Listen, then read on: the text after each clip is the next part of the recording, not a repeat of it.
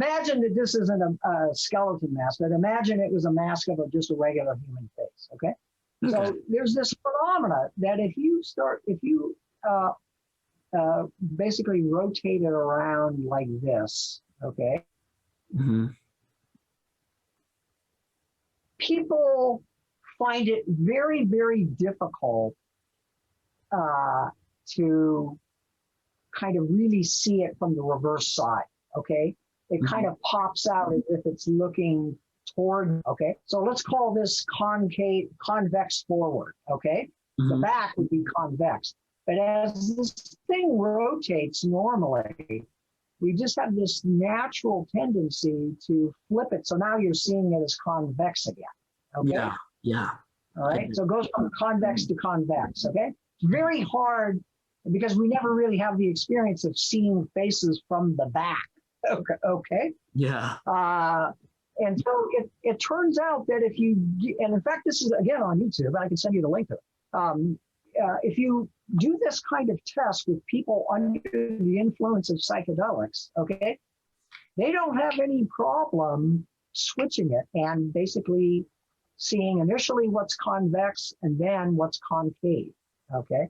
So again, it's this influence of history, categorical perception, etc., being kind of reversed.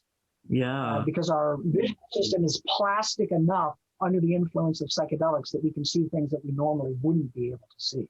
Interesting. So it's like the categories themselves, like the things that we normally see, are completely broken down.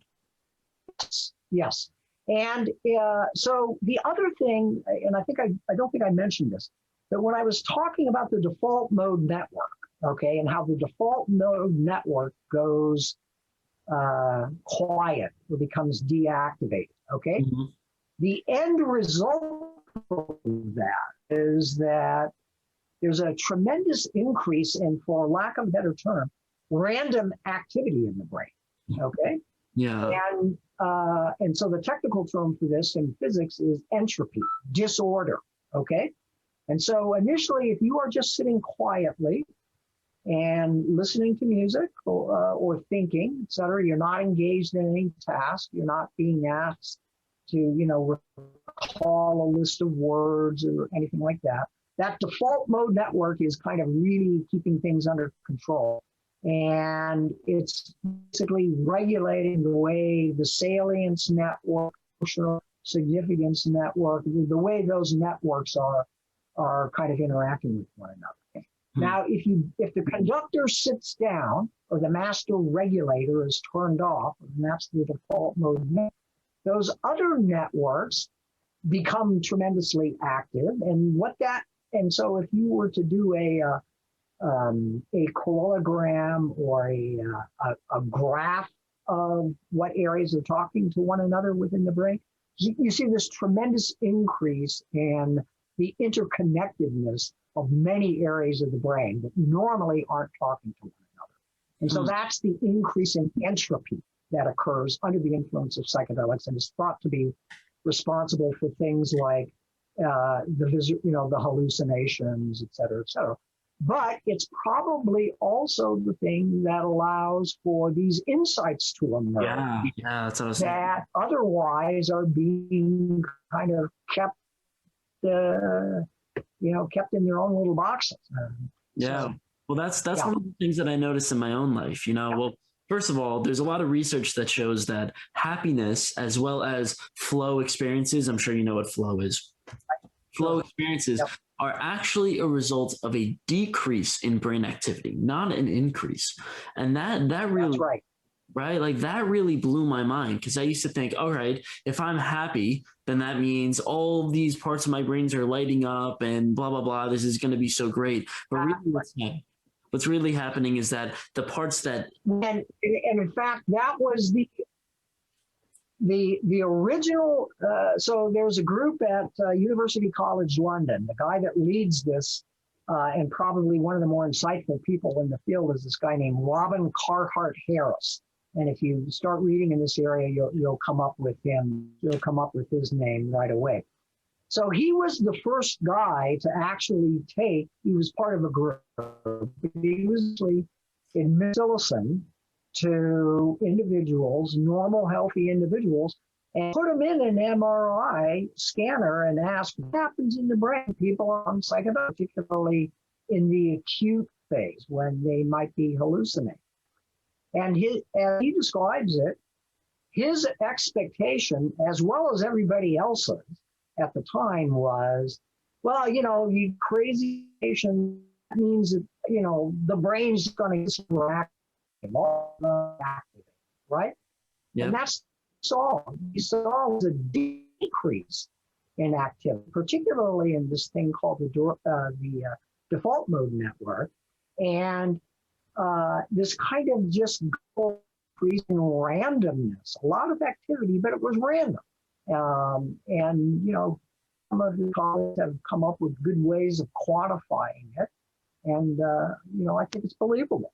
Yeah. Echoes and underscores your point that these experiences are really associated with decreases in activity, not necessarily.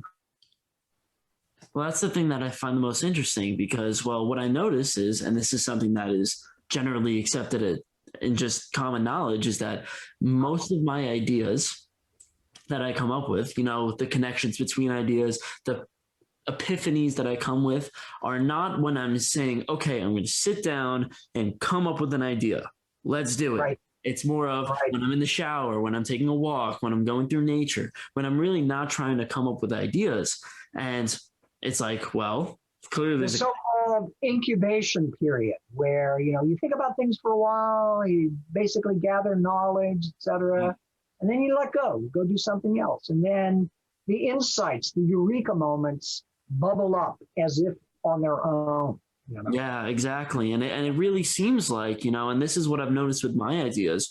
I don't specifically come up with ideas. I don't come up with ideas. I really take one idea and another idea and I put them together to make something new. And yeah, I think there was a quote by Steve. Now, by the way, we know there are people within this that have an even more radical view of where novel ideas come from, particularly under the influence of psychedelics. Have you heard the name Paul Stamets? No. Stamtz, okay?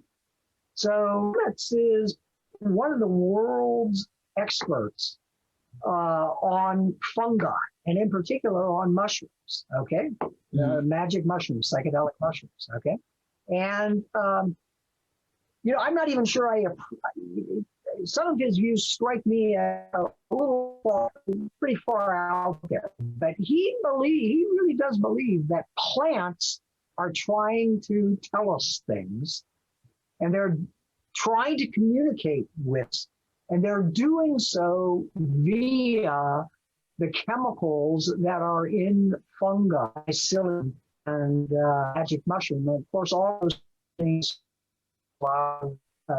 psychedelic drugs, all right? So,